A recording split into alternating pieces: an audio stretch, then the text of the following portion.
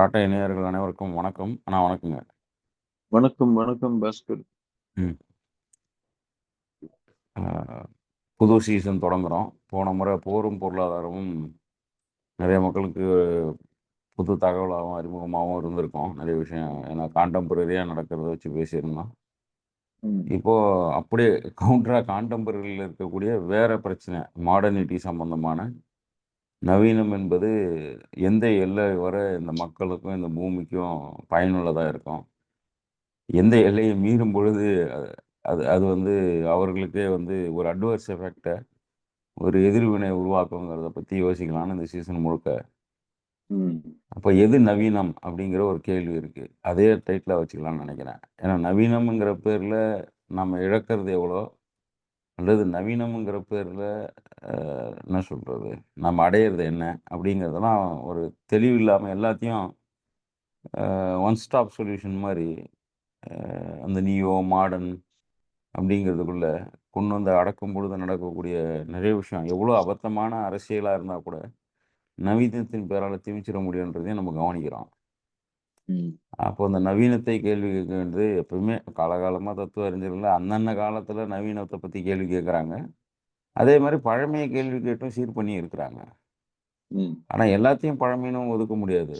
இங்க பழையன கழிதல் அப்படின்னா, அது பொதுவா எல்லாத்துக்கும் பழையன அப்படிங்கிறது எத வச்சு பழசுன்னு சொல்றோம்னு ஒண்ணு இருக்கு இல்லையா? பழசுன்னா டைம வச்சா, பழசு என்பது பெனிஃபிட்ஸ வச்சா, இல்ல எப்படின்றதே நம்ம பழசுக்கு டிஃபைன் பண்ணாம பழையன கழிதல்னு எழுதிட்டோம்னா, எல்லாத்தையும் பழசுன்னு சொல்லிட முடியும் இல்லையா? அப்படி பார்த்தா யாரெல்லாம் எதெல்லாம் பழசுன்னு நினைக்கிறாங்களோ, அதெல்லாம் பழசு அவங்களுக்கு. அவ்வளோ அந்த அந்த ஆனா மாரி. சிலருக்கு வந்து மதம் சார்ந்த எல்லாமே பழசு. ம். நவீன அறிவியல் சார்ந்து இருக்கிறது எல்லாமே புதுசு. ம். சிலருக்கு வந்து அவங்க ஊரை சேர்ந்தது எல்லாமே பழசு. ம். நகரத்தை சேர்ந்தது எல்லாமே புதுசு. ம். சிலருக்கு அவங்களுடைய குடும்பத்தை சேர்ந்தது எல்லாமே பழசு. ம். அவங்க வேலையை சேர்ந்தது எல்லாமே புதுசு. ம். அது மாதிரி பழசுக்கும் புது புதுசுக்கும் வந்து தனிநபர் வாழ்க்கையிலிருந்து நம்ம துவங்கணும்னா ம். எது நவீனம் அப்படின்றதுக்கு டெஃபினேஷனே எக்கச்சக்கமா இருக்கு. ம். சாரி, நீங்க பேசும்போது நான் நடுவில் குறுக்கிட்டேன். பட் ஆமா. அந்த இதுதான். அங்கதான் வந்து இந்த கேள்வி அ ஆம். இந்த மாரி ஒரு சொலவடைகளை வைத்துக்கொண்டே அளவிட்டுற முடியுமான்னு தெரியல. ம், அ மக்கள் அந்தந்த காலத்துக்கு உருவாக்குன பழமொழிகள், சொலவடைகளை வச்சுக்கிட்டு வாழ்க்கைய அணுக முடியுமான்றதும் தெரியல. மேபி அது வரலாற்ற ம், புரிஞ்சுக்கிறதுக்கு உதவியா இருக்கும்னு நெனைக்கிறேன். புரிஞ்சுக்கிறதுன்னு ம். வழியாக அத புரிஞ்சுக்கிறதுக்காக இருக்கிறதே நம்ம வந்து குழப்புறதுக்காக பயன்படுத்துற மாரி இருக்கு. ஆமா. 1. 2வது நம்ம இப்ப நவீனம்னு பேசுறதுனால, அ ஒட்டுமொத்த பழமையும் சீரானது தான்னு பேச முடியாது. ஏன்னா, "ஆதிகால மனிதன் நல்லவன்" அப்படின்ற மாரி ஆயிடும் அது. அந்த ஒரு அ ரொமான்டிக் அதுவும் அந்த போக்கும் அதான் இருக்கு. ஏன்னா இது இருக்கு. இது பண்றதுனாலேயே வந்து எல்லா அ பழமையும் நன்று அப்படின்னு இவங்க நன்று. சொல்றாங்க. அப்படின்னு வந்து நம்மள அது ஒரு அது வந்து யாரு வந்து சொல்றது பெரும்பாலும் பாத்தீங்கன்னா, நம்ம சொல்றத கேட்கறதுக்கு பொறுமை இல்லாதவர்களோ, ம். சோம்பேறிகளோ, ம். என்ன சொல்றாங்க, உண்மையிலேயே ஆர்வம் இல்லாம சும்மா போற போக்குல இன்னைக்கு டிஆர்பி ரேட்டிங்காகவோ, இன்னைக்கு லைக்ஸுக்காகவோ ம். உங்கள எதிர்க்கிறவங்க இருப்பாங்க இல்லையா? ஆமா. அவங்களுடைய போக்கு தான் இதுன்னு எனக்கு தோணுது. ஏன்னா ஆ. இல்லைன்னா ம். வந்து எதுக்காக இவங்க இத வந்து எதிர்க்கிறாங்க அப்படின்றத வந்து கேட்கறதுக்கு பொறுமை இருந்து கேட்டாங்கன்னா, ம். நவீனத்தை எதிர்க்கும் பல பேருமே வந்து காந்தி உட்பட, ம். காந்தி கிட்ட அந்த கேள்வி கேட்கப்படுது. நீங்க எல்லா ம். மாடர்னிட்டியும் எதிர்க்கிறீங்களா? ம். எல்லாத்தையும் நீங்க நவீன தொழில்நுட்பம், நவீன விஞ்ஞானம் எல்லாத்தையும் நீங்க வேணாம்னு சொல்றீங்களான்னு அவர்கள் தைரியமா வந்து கேட்கக்கூடிய ஒரே ஆளு இந்த ஆளு தான். ம். நம்ம இவரு கேரளத்தை சேர்ந்த இந்த ம். இந்த தீண்டாமைக்கு எதிராக வேலை செஞ்ச ராமச்சந்திர தான் போய் கேட்கிறாரு. ம். ஏன்னா அவர் வந்து தாழ்த்தப்பட்ட கம்யூனிட்டில இருந்து வந்து காந்தியோட இந்த இதுல தலைவராகி ம். பெரிய போராட்டத்தை நடத்தின மனுஷன். ம். அவர் வந்து போய் கேட்கிறாரு. ம். அப்பதான் வந்து காந்தி, நீ தங்கி இருந்து பேசு என்கிட்ட இந்த சப்ஜெக்ட பத்தியும் உட்கார வச்சு பேச சொல்லி. ம். அது ஒரு புத்தகமா வெளியாகுது அதுக்கப்புறம். ஏன்னா ம். அது முக்கியமான கேள்வி. யாரும் அவர்ட்ட தைரியமா சுத்தி இருக்கிறவங்கலாம் வந்து இந்த மனுஷன் நல்ல மனுஷன் இவன்ட்ட எதுக்கு கேட்கணும் அப்படின்னு வந்து கேட்காம விட்டுர்றாங்க. ம். அதுவே தவறு. ஏன்னா அவர் சந்தேகம் மைண்ட்ல வச்சுட்டு கேட்காம இருக்கலாம்ல. ஏன்னா நேருவுக்கு அந்த வாய்ப்பு குடுக்குறாரு. ம். நேரு வந்து எதிர்க்கிறாரு. நீங்க இந்த பழமைய வந்து ரொம்ப விரும்புறீங்க. ம். அப்படின்னு சொல்லி நேரு வந்து தவறு பண்றாரு. காந்திய பத்தி பேசும்போது காந்தி கிட்ட சண்டை போடுறாரு. ஆனா ம். நேரு வந்து காந்திக்கு தனிப்பட்ட அளவுல கடிதமா எழுதுறாரு. ம். காந்தி ஒரு முறை வந்து இந்த 45லயோ என்னமோ சொல்றாரு நேரு கிட்ட. ம். "நீ என்ன எதிர்க்கிற. நம்ம எதிர்ப்பு வந்து நீ என்னை எதிர்த்து வேற விதமா நீ வந்து அ இந்த நவீனத்துவம் தான் நம்மள காப்பாத்தும்னு நீ நினைக்கிறது வந்து, ம். அ நீ இத வெளிப்படையாக இத பத்தி நீ பேசுற நேரம் வந்துருச்சு. ஏன்னா இப்ப உன்ன ம். வந்து ஒரு தலைவராக மக்கள் பார்க்க ஆரம்பிச்சுட்டாங்க. ம். நம்ம இருவருக்கும் இடையே இருக்கக்கூடிய இந்த கருத்து வேறுபாடு மக்களுக்கு தெரியணும். ம். அதனால நீ எனக்கு வெளிப்படையாக ஒரு கடிதம் எழுது. நீ எனக்கு தனித்தனியாக இந்த கடிதம் எழுதுறதுக்கு பதிலா வெளிப்படையா ஒண்ணு எழுது. ம். எழுதுனேன்னா நான் அத பிரசுரம் பண்ணி என்னுடைய கருத்தையும் அதுல நான் முன்வைக்கிறேன்.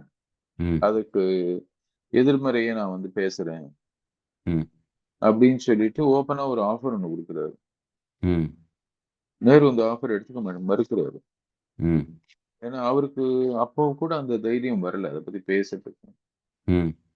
அதனால இந்த ராமச்சந்திரா பேசுறதுக்கு வந்து காந்தி அவர உட்கார வச்சு பேச சொல்லி அத வந்து ஒரு பிரசுரமா எடுத்துட்டு வர்றாரு. ஏன்னா அதுல அவர் ம். கேட்கிறாரு. ம். இண்டஸ்ட்ரியலைசேஷன் நீங்க எதிர்க்கிறீங்களா? Modern machine எதிர்க்கிறீங்களா? அப்படின்ற கேள்விகள் எல்லாத்துக்கும் ம். அவருடைய கேள்விகளுக்கு மூலமாக பதில் சொல்றாரு இவரு. ம். எதுக்கு சொல்றேன்னா, இந்த கேள்வி வந்து எல்லார்கிட்டயும் இருக்குது. இந்த எதிர்க்கிறவங்க எல்லாரையுமே வந்து உடனே பழமைவாதிகள்னு டிக்ளேர் பண்ற அந்த ஒரு போக்கு வந்து எல்லார்கிட்டயும் இருக்குது. இது வந்து ம். காலகாலமாக இருக்கக்கூடிய ஒரு தவறான ஒரு கண்ணோட்டம். ம். ம். அதுக்காக தான் அது அந்த உதாரணம் காந்தி உதாரணத்த சொல்ல வேண்டியதா போச்சு. ஆமா. என்ன கேள்வினா, இப்போ இப்போ பழமை எப்படின்னா, அ இன்னைக்கு வந்து நமக்கு ஒரு குறைஞ்சது ஒரு 20, 30 வருஷமாவது நல்ல காது பட சூழ்நிலையில கத்திக்கிட்டே இருக்கிறோம். ம். இப்போ நெறைய நபர்கள் இன்டலெக்ட்லா இருக்கலாம், அகாடமிக்ஸா இருக்கலாம், அரசியலா இருக்கலாம். இப்ப பல தேசத்தினுடைய இன்க்ளூடிங் இந்தியா வந்து மினிஸ்ட்ரியவே மாத்திருக்கு. Climate change மினிஸ்ட்ரின்னு. ம். இந்த காலகட்டத்தில இந்த 30 ஆண்டுகள்ல உருவான டிசைன் பிரின்சிபல்ஸோ, ஸ்ட்ரக்சரல் இன்ஜினியரிங் தியரியோ முதல்ல கண்ணுக்கு வந்து நிற்கிறதுக்கு காரணம் என்னன்னா, இது ஒரு மாடர்ன் விஷன்னு வச்சா கூட, அது வந்து டியூரபிலிட்டிலயும் சரி, எக்ஸ்ப்ளாய்டேஷன்லயும் சரி, என்ன சொல்றது? பொருட்செலவுலயும் சரி, பகிர்மானத்திலயும் சரி, எதுவுமே வந்து ஒரு டெமோக்ராட்டிக் ஸ்ட்ரக்சருக்குள்ளயும் பொருத்த முடியல. அ ஒரு ஈகாலஜிக்கல் ஸ்ட்ரக்சருக்குள்ளயும் பொருத்த முடியல. ம். அப்போ நம்ம நிறைய அக்சஸிபிலிட்டி பத்தின கருத்த உருவாக்குறோம். ஆனா, மறுபடியும் ஒரு குறிப்பிட்ட சாராருக்கு மட்டுமே பயன்படக்கூடிய வகையில அந்த விஷயத்த மாத்தியிருக்கோம் நவீனத்துல. அப்போ ம். அந்த கேப் ஒண்ணு பெருசாகுது. இது வந்து எக்கனாமிக் பார்வைய பார்த்தாலும் சரி, சோசியலா பார்த்தாலும். இன்னொன்னு இது சஸ்டெயினும் கிடையாது. ம். ஒரு 50, 100 வருஷத்துக்காவது தாங்கக்கூடிய இன்ஃப்ராஸ்ட்ரக்சர பில்ட் பண்றாங்கன்னா கிடையாது. எல்லாமே ரொம்ப விரைவில் அப்சல்யூட் ஆனா தான் அந்த இண்டஸ்ட்ரியே நிக்கும். அப்போ ஒரு மாடர்ன் டெவலப்மெண்ட்டோ இல்ல இன்ஃப்ராஸ்ட்ரக்சர் இவங்க சொல்லக்கூடிய அ பிரின்சிபல்ஸ் எல்லாமே சயன்ஸ்ன்னு சொல்ல முடியாது அது நிச்சயமா. அப்போ அந்த பிரின்சிபல்ஸ், டிசைன் பிரின்சிபல்ஸோ, ஸ்ட்ரக்சர்ஸோ எவ்வளோ வேகமா அது அழியுதுங்கிறதே திட்டமிட்டு பண்றதா தான் இருக்கு. ஒரு பொருள் 2 வருஷம், 3 வருஷத்துக்கு மேல தொடர்ச்சியா இருந்தா, அ இதே வேகத்தில இந்த பொருளாதாரமும், இந்த கம்பெனிகளுடைய வளர்ச்சியும் இருக்குமானா இருக்காது. இது வந்து சின்ன சின்ன எலக்ட்ரானிக்ஸ்ல தொடங்கி பெரிய பெரிய கட்டடங்கள், தொழில்நுட்பங்கள் இப்போ விமானமே நம்ம எடுத்தோம். நம்ம வந்து Facebookல கோர தாண்டவம் ஆடுச்சு. இந்த போயிங் ரக விமானம் வந்து ஆக்சிடென்ட் ஆனது மெடிக்கல் காலேஜ்ல. ம். அத பத்தி நம்ம அவ்ளோ அந்த அன்னைக்கு ஒரு எல்லாரும் துன்பப்பட்டு பேசணுமே தவிர, ஆனா அத ஒரு சயன்ஸுக்குள்ளேயோ அல்லது சோசியாலஜிக்குள்ளேயோ பொருத்தி, நாம பார்க்கறது ரொம்ப குறைஞ்சிருச்சுன்னு தோணுது. ஏன் இந்த சயின்ஸ் ஃபெயில் ஆச்சு?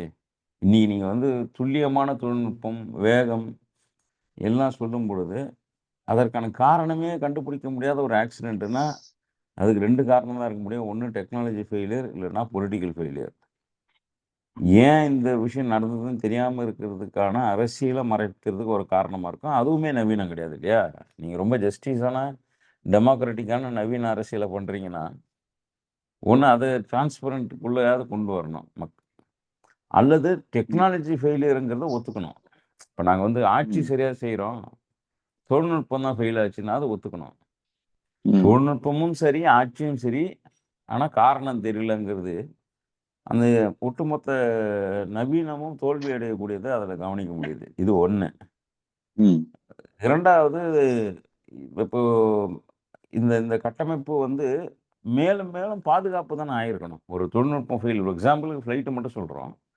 இந்த ம். மக்களை புயல் இப்ப கிளைமேட் சேஞ்ச மட்டும் கூட விட்டுருவோம். இது எல்லாமே நார்மல்னு வச்சுக்குவோம். இப்ப ட்ரம்ப் பேசுற மாரியோ, மோடி அவர்கள் பேசுற மாதிரியோ, அ கிளைமேட் சேஞ்சுங்கிறது ஒரு நரேட்டிவ்னு கூட வச்சுக்குவோம். ஆனா இதனால இப்போ இப்போ நடக்கக்கூடியது இ இவங்க சொல்றபடி வெறும் நார்மல் அப்படின்னு நார்மல்சின்னு வச்சா கூட, இதனால ஏற்படக்கூடிய பாதிப்புகள பாதிப்புகள வந்து மக்கள வந்து நேரடியா தாக்காம காப்பாத்துறதுக்கான இன்ஃப்ராஸ்ட்ரக்சரே இல்லையே! ம். மெட்ரோ சொல்றோம். பெருநகரங்கள் அனைத்திலும் மெட்ரோ கொண்டு வர்றதுக்கு முயற்சி பண்றோம். சாலை விரிவாக்க பணி நடந்துகிட்டே இருக்கு.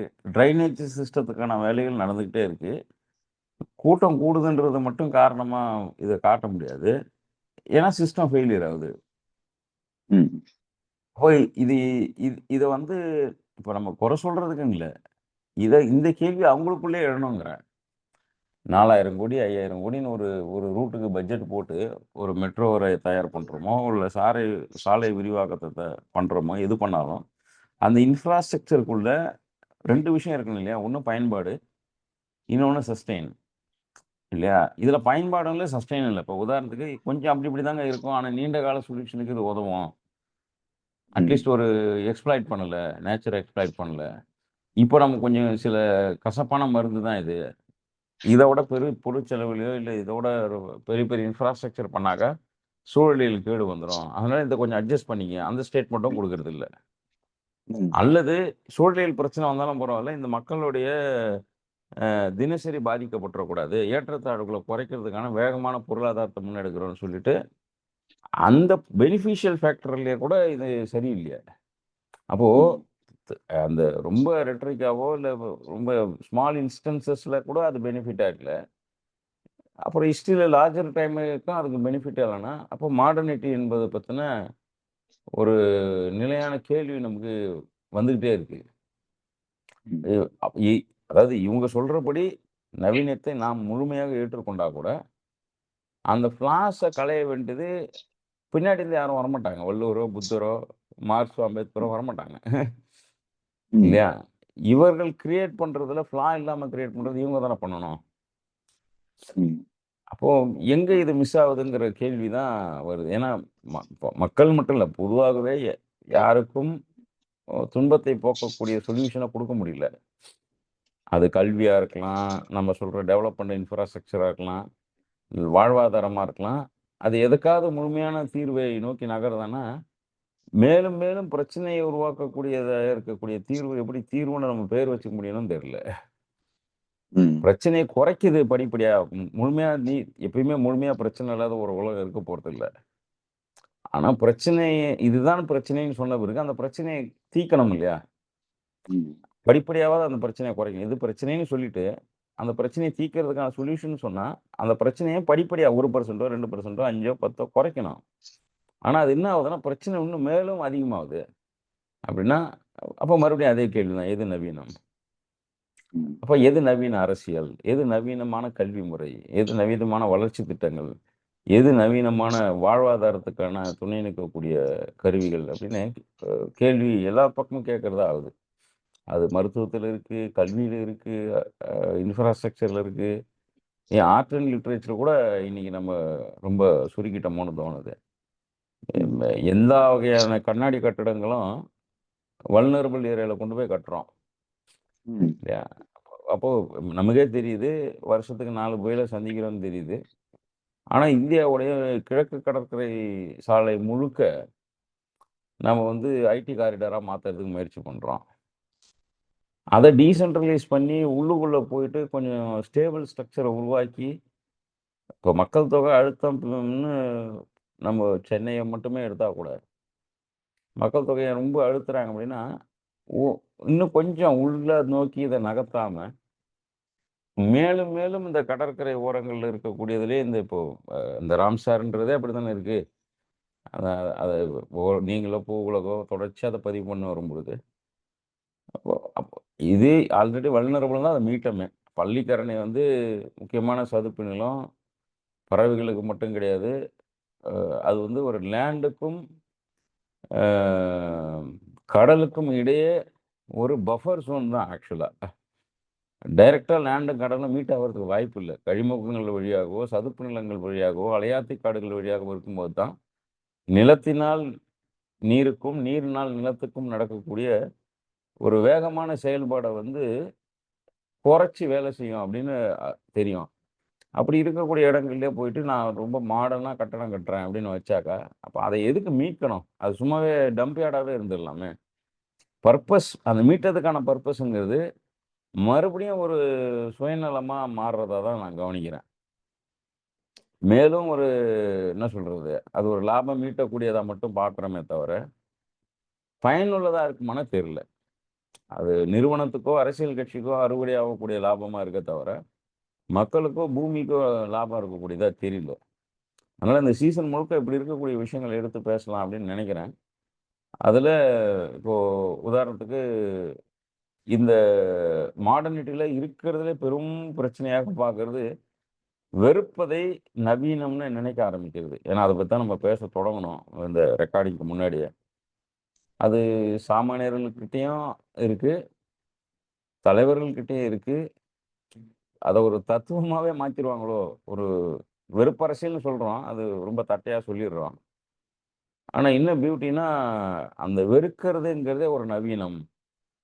நேசிக்கிறது அன்பு அல்லது மக்கள் மேலே ஒரு எம்பத்தி சிம்பத்தி இதெல்லாம் வந்து பழமையினும் என்னைக்கு அன்பு வந்து பழமையாச்சுன்னு புரியல. என்னைக்கு வந்து போரும் வெறுப்பும் வந்து மனிதன் பண்பட்ட நிலைக்கு வந்தான்னு உறுதியாகுதுன்னு தெரியல. ஏன்னா தொடர்ச்சியாக நம்ம இஸ்ரேல் பாலஸ்தீன் வாரோ, ஸ்ரீலங்காவோ அல்லது ரஷ்யா உக்ரைனோ, சவுத் கொரியாவோ எந்த போராக இருந்தாலும் நம்ம அப்படியே இப்போ வெனிசுவாலாவில் நடக்கக்கூடிய விஷயங்களுக்காக எவ்வளோ மறுக்கிறாங்க. நோபல் பிரைஸாக கொடுத்தா கூட ஒத்துக்க மாட்டாங்க அதை. இந்த அரச நாள் நடந்தாலும் சரி, வேறு நாட்டினால் நடந்தாலும் சரி, சிவிலோ கோல்டு வாரோ எதாக இருந்தாலும் அது பண்பட்ட மனிதனுக்கான அடையாளமோ நவீன மனிதனுக்கான அடையாளமோ இல்லை. நியூ மேனுக்கானதாக கிடையாது.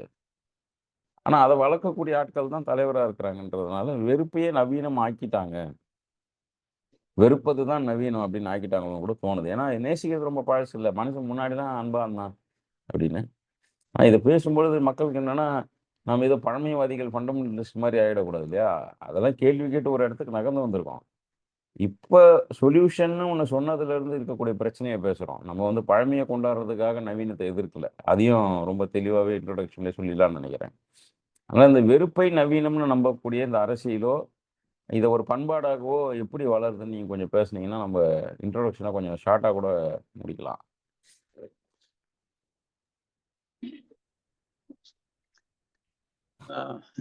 இதுவே வந்து அதாவது அன்பை பத்தி பேசுறவங்க தான் டிஸ்க்ளைமர் எழுத வேண்டியிருக்கு அப்படின்றதே நம்மளுடைய இந்த காலத்தினுடைய கட்டாயம் அப்படின்றது அன்பார்ச்சுனேட். ஏன்னா வெறுப்பை பேசுறவங்க வந்து டிஸ்க்ளைமர் கொடுக்க வேண்டியது. அன்பை பத்தி பேசுறவங்க தான் வந்து அன்புன்றது பழமை இல்லைன்னு சொல்லணும். ஏன்னா அதுவே வந்து ஒரு பிரச்சனையா இருக்கு. டிஸ்க்ளைமரோட அன்பை பத்தி பேச வேண்டியது.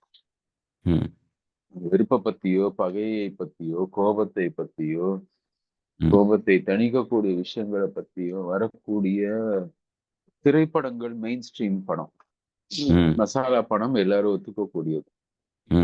அன்பை பத்தியோ அன்பை பத்தி வரக்கூடிய விஷயங்களை பத்தி வர்றதோ வந்து ஆல்டர்னேட்டிவ் சினிமாங்கிறோம். மெயின் ஸ்ட்ரீம் கிடையாது, மசாலா கிடையாது. அது வந்து ஒன்லி ஃபார் இதுக்கு என்னது ஆர்ட் சினிமா. எலிஃபண்ட் விஸ்பரர்னு ஒரு படம் வருது. ஆமா, அது வந்து ஆஸ்கர் வின் பண்ணுச்சு. ம். தமிழ்நாட்டுல இருக்கக்கூடிய ஒரு வயதான பழங்குடி கப்பல்ல பத்தின படம். அவங்களுக்கும் அந்த மிருகத்துக்கும், யானைக்கும் இருக்கக்கூடிய ஒரு தொடர்பை, அன்பை, ம். காதலை மையப்படுத்தி எடுக்கப்பட்ட படம். ம். தமிழ்நாட்டுல ஒவ்வொரு பள்ளிக்கூடத்திலும், கல்லூரியிலும் அந்த படத்த போட்டிருக்கணும். எங்கேயானா ம். யாரானா பார்த்திருப்பாங்களான்னு கூட எனக்கு சந்தேகம் தான். ம். அந்த பொண்ணு கிருத்திகா கொன்சால்விஸ் வந்து இந்த படத்துக்கு ஆஸ்கர் இந்த அவார்டு வாங்கிட்டு வந்தப்போ பிரதம மந்திரியை சந்திச்சாங்க, முதல் மந்திரியை சந்திச்சாங்க, எல்லாரையும் சந்திச்சுட்டு போயிட்டாங்க. அதாச்சும் 2 வருஷம் ஆயிருச்சு. ம். ஆனா, அதுக்கப்புறம் இந்த படத்தை யாரானும் பார்த்தாங்களா? ம். அப்படின்னா சந்தேகம் தான். ம். நமக்கு ஆர்வம் கூட இல்ல. ம். ஒரு குறும்படத்துக்கு வந்து நம்ம ஊர்ல, நம்ம ஊர் கதைய பத்தி ஒண்ணு எடுத்திருக்கிறாங்க ம். அப்படின்னு. ம். அடுத்த முறை வந்து நம்ம பிரதமர் வந்தப்போ, அவரு போயி அந்த படத்துல நடிக்க கூட இல்ல. அந்த ம். பழங்குடி மக்கள் வந்து அந்த கும்கியா வேலை செய்றாரு அங்க. நம்ம ம். ஃபாரஸ்ட் டிபார்ட்மெண்ட்ல. ம். அவருடைய இயல்பாக அவருடைய வாழ்க்கைய தான் படமா மாத்திருக்கு. ம். அவங்களோட போய் நின்னுட்டு ஃபோட்டோ எடுத்துட்டு போயிட்டாரு. ஆமா. ஸோ, இதுல தான் வந்து நமக்கு இன்னைக்கு நவீனத்துவத்த வந்து எப்படி நம்ம அணுகுறோம், எப்படி புரிஞ்சுக்கிறோம் அப்படின்றதுல இருந்து நம்மளுடைய பிரச்சனை ஆரம்பிக்குது. ஒண்ணு ம். நவீனத்துவத்திலேயே வந்து ஒரு பெரிய பிரச்சனை ஒண்ணு இருக்கு. ம். ஏன்னா, இருக்கக்கூடிய நம்ம நண்பர் பொருளாதார நிபுணர் ம். சீம் ஸ்ரீவாஸ்தவா சமீபத்துல த கிராமர் ஆஃப் கிரீடுன்னு ஒரு புத்தகம் எழுதியிருக்காரு. ஆமா. அதாவது கிரீட்னா என்ன சொல்லுவோம்? பேராசைன்னு பேர சொல்றோம். ஆ. பேராசை. ம். பேராசையினுடைய இலக்கணம் ம். என்ன அப்படின்றத பத்தி ஒரு புத்தகமா போட்டிருக்கிறாரு. ம். அதுல ஒரு ஒரு இடத்துல பேசும்போது இந்த இந்த நவீனத்துவத்தை பத்தி நிறைய பேசுறாரு. ம். அந்த இப்போ வீட்டுக்கு வந்திருந்தாரு. வந்து ஒரு 4 மணி நேரம் உட்காந்து பேசிட்டு இருந்தோம். நிறைய விஷயங்கள். ம். புத்தகத்த குடுத்துட்டு போறதுக்கு அவங்க இந்த பக்கம் வரும்போதும் வந்துட்டு போனாரு. ம். அப்போ அவரு சொன்னாரு, "நாம வந்து சரி நவீனத்துவம் எல்லாமே நல்லது அப்படின்னு எடுத்துக்குவோம்." ம். அ ஏன்னா அவரு வந்து இன்னொரு எக்ஸ்ட்ரீமுக்கு போறாரு. அவர் என்ன சொல்றாரு, சரி பழமைவாதத்துல இருந்து நீங்க நவீனத்துக்கு மாறி ஒரு 500 வருஷம் ஆச்சுன்னு வச்சுக்கோங்களேன். ம். 500 வருஷம் கழிச்சு நீங்க சுவாசிக்கக்கூடிய காற்று 500 வருஷத்துக்கு முன்னாடி இருந்தத விட சுத்தமா இருக்குதா? ம். நீங்க உண்ணக்கூடிய உணவு ம். முன்ன விட இன்னும் சத்து குடுக்கக்கூடியதாக இருக்கா? ம். நீங்க குடிக்கக்கூடிய தண்ணீர் வந்து முன்னைய விட நல்லா இருக்குதா? ம். நாம வந்து நவீன இந்தியாவுல இருக்கிறோம். நவீன ம். சமூகத்துல இருக்கிறோம். நவீன ம். தொழில்நுட்பத்த பயன்படுத்துறோம். நவீன ம். விஷயங்கள் பண்றோம் அப்படின்னா, இந்த ம். நவீன உங்களுடைய வாழ்க்கை முறைய வந்து மேம்பட்டு இருக்கணுமே! ம். காசு குடுத்தான்னா நல்ல தண்ணி குடிக்கலாம். நெறைய காசு குடுத்தான்னா, நஞ்சில்லாத உணவ வாங்கி சாப்பிடலாம். அதுதான் என் இவங்க வந்து ம், லாஜிக்கும், சயின்ஸையும் குழப்பிடுறாங்க ஜனங்க. இப்ப இந்த கேள்வி ம், நம்ம கேட்கும்பொழுது, காட அழிச்சு விவசாயம் பண்ணதே அப்ப தப்பு. ம், இப்ப முதல் குற்றவாளியா விவசாயி நிறுத்திருவாங்க. ம், எப்பவுமே வந்து அது இந்த இந்த இது நம்ம பார்க்கலாம். எந்த ஒரு பெரிய டிபேட்லயும் பார்க்கலாம், கட்டுரைகள்ல பார்க்கலாம். இந்த மாடர்னிட்டிய ஒத்துக்கிறவங்க கிட்ட போயிட்டு நம்ம பேசனோம் அப்படின்னா, சரி உங்கபடி பார்த்தாக்கா முதல்ல காடே அழிச்சிடக்கூடாது. சாப்பிட்டே போடக்கூடாது. துணியே போட்டுறக்கூடாது. கல்யாணம் பண்ணிறக்கூடாது. குழந்தை பெத்துறக்கூடாது. இதெல்லாம் தானே இதுக்கு காரணம் அப்படின்னு என்ன சொல்றது? 2,00,000 வருஷத்துக்கு முன்னாடி பேச வேண்டிய பிரச்சனைய இப்ப பேசின்னு இருப்பாங்களா இருக்கும் போல இருக்கு. ம், அந்த ஏன்னா லாஜிக்கல். ஏன்னா பெரும்பாலுமான இடங்கள்ல அந்த லாஜிக்ங்கிறது இப்ப நமக்கு வந்து நிறைய லாஜிக்கல் திங்கிங்ன்னு லாஜிக்கல் திங்கிங்க எப்போ நியாயமாக்கணும், சயின்ஸ் ஆக்கணும்னே புரியல. ஒ ஒண்ணும் அது லாஜிக்கல் திங்கிங் பொலிட்டிக்கல்லயும் சரியா இருக்கிறதில்ல. லாஜிக்கல் திங்கிங் சயன்ஸ் ஃப்ரேம்வொர்க்குள்ளயே வராது ஆக்சுவலா. இல்லையா?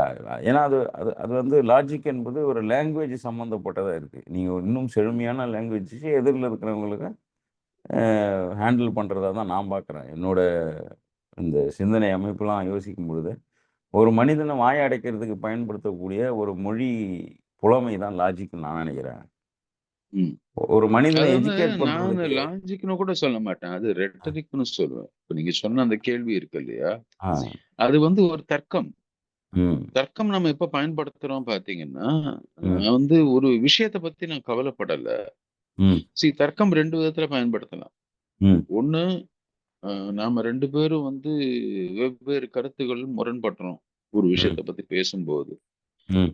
அந்த விஷயத்த பத்தி நம்ம பேசும்போது, நம்மளுடைய வாதத்த நம்ம தெளிவா நிறுத்துறோம். ம்.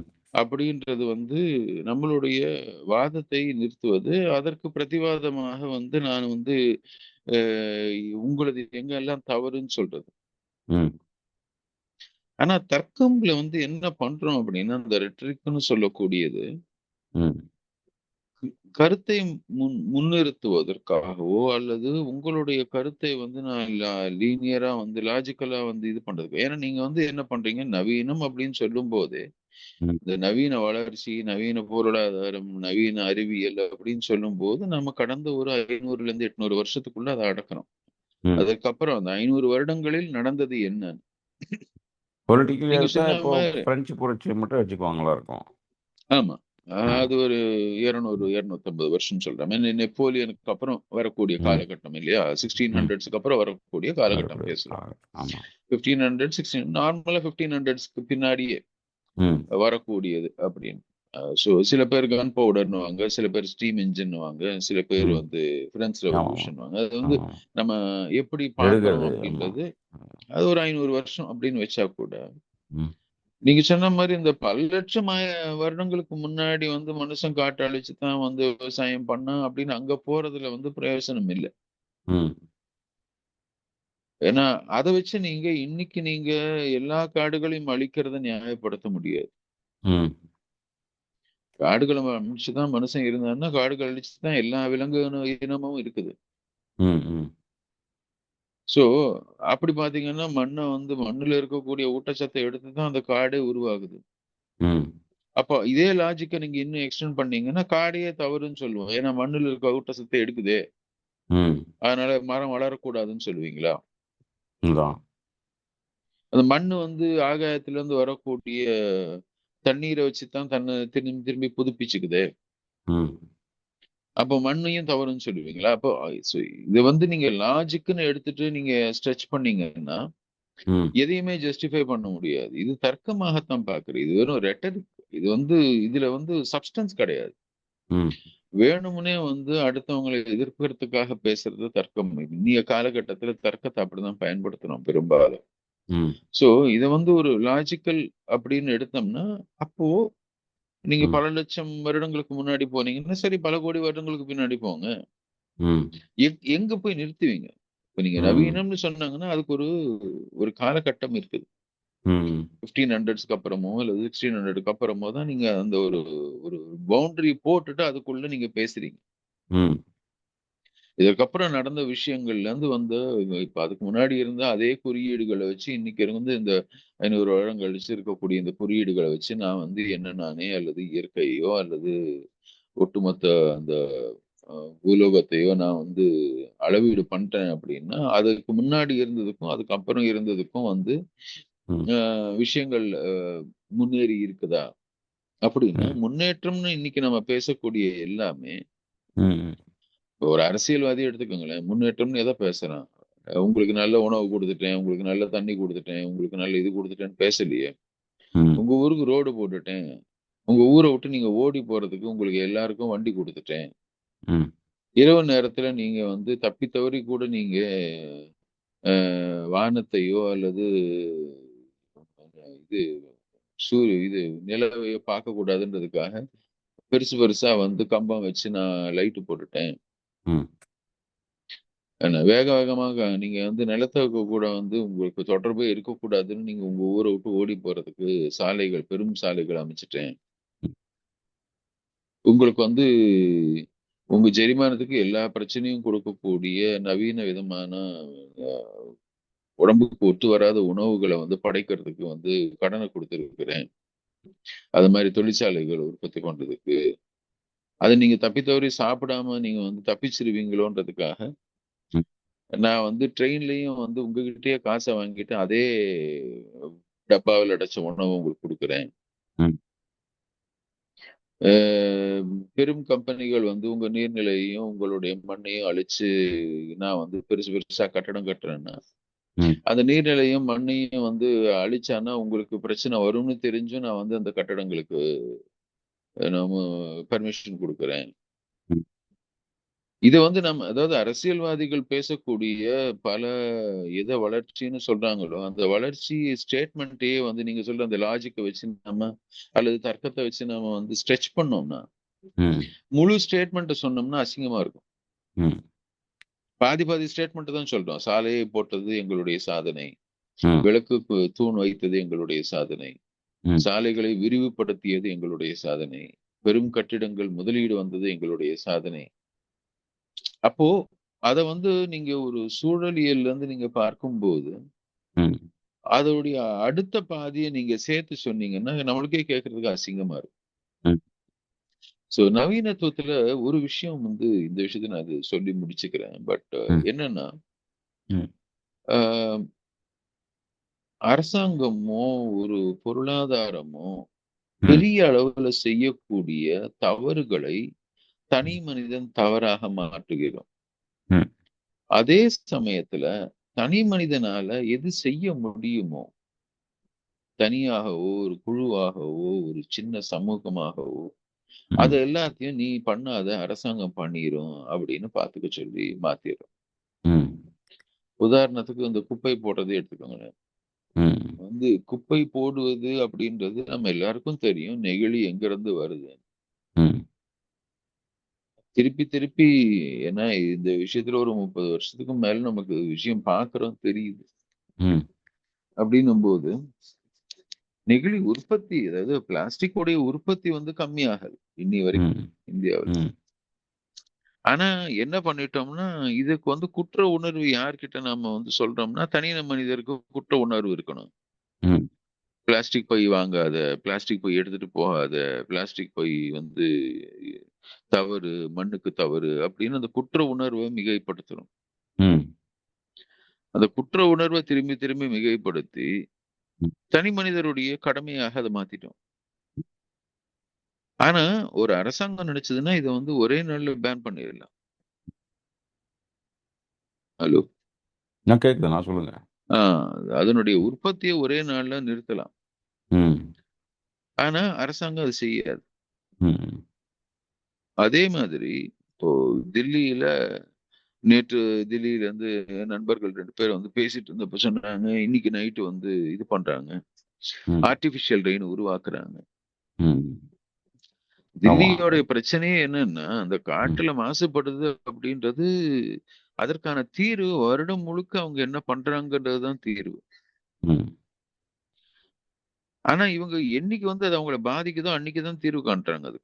ம். இந்த அலோபதி சிஸ்டத்துக்கும் நம்ம சித்த ஆயுர்வேத மருத்துவங்களுக்கும் இருக்கிற வித்தியாசம் அதுதான். ம். உங்க வாழ்க்கை முறையை நீங்க மாத்தி அமைச்சீங்கன்னா வருஷம் முழுக்க ம்.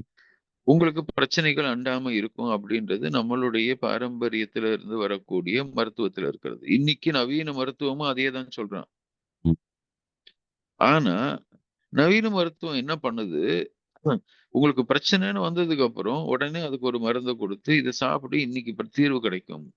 ம். அது தீர்வு கிடைக்காம இல்ல, கிடைக்குது. அது சுலபமா இருக்குது, எளிதாக இருக்கு நமக்கு.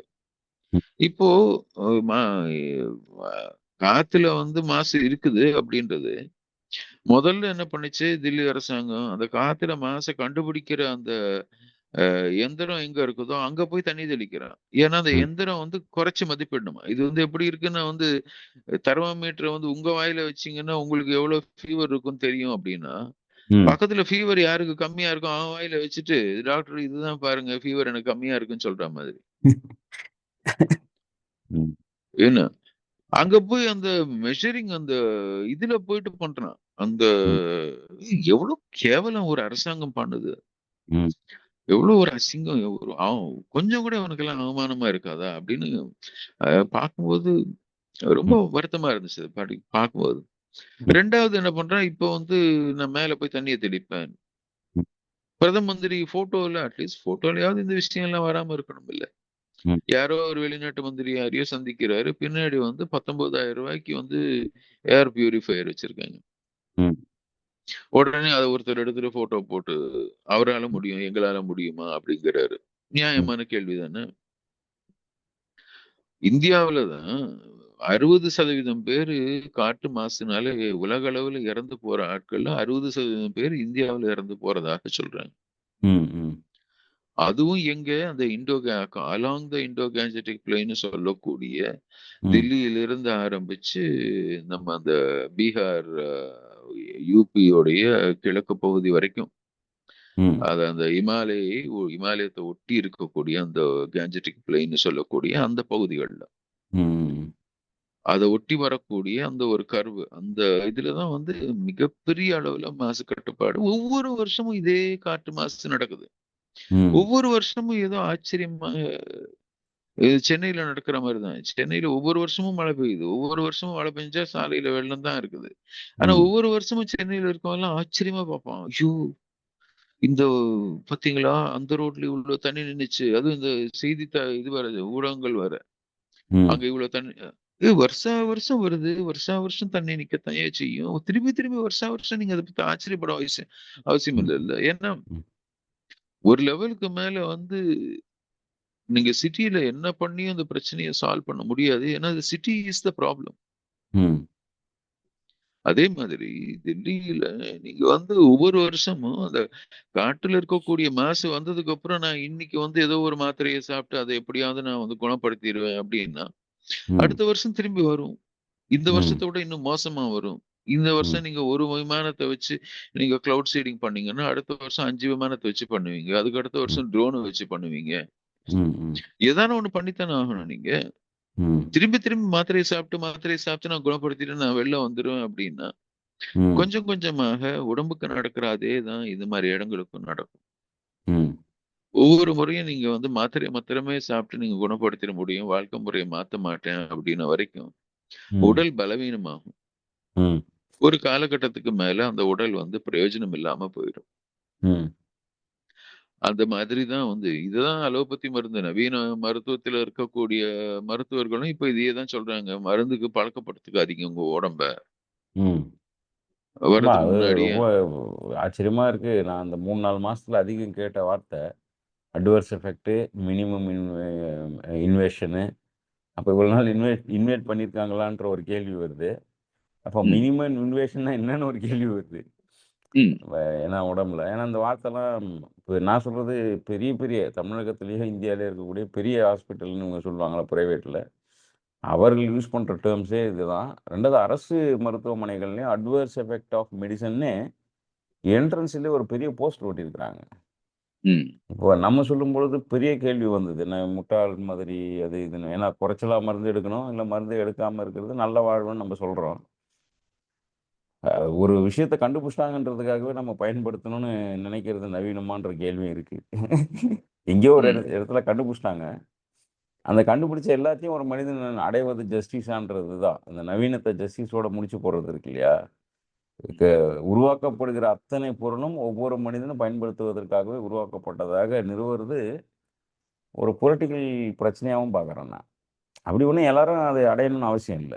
அ அடிப்படை விஷயங்களே இங்க கேள்விக்குறியா இருக்கும்போது பல கோடி மக்களுக்கு, வரக்கூடிய அத்தனை தொழில்நுட்பம், இன்ஃப்ராஸ்ட்ரக்சரு, டிசைன் பிரின்சிபலு இது மாரி மருத்துவம் எல்லாத்தையும் எல்லாரும் அப்படியே கண்மூடித்தனமா ஏத்துக்கிட்டு, தேவையோ தேவையில்லையோ இது வந்து ரேஷனிங் சிஸ்டம் பண்றது இருக்கு இல்லையா? மருந்த வந்து குழந்தைங்களுக்கோ, பெண்களுக்கோ வலிந்து திணிக்கிறாங்க இல்லையா? அதெல்லாம் நெறைய கேள்வி கேட்கணும்னு நெனைக்கிறேன். பார்ப்போம். தொடர்ச்சியா பேசுவோம். அ அ இது வந்து ஒரு நீண்ட அறிமுகமா தான் பார்க்குறேன். ஆனா இந்த எது நவீனம் என்பதுல 4, 5 தலைப்புகள எடுத்து உரையாட இருக்கிறோம். தொடர்ச்சியா கேளுங்க.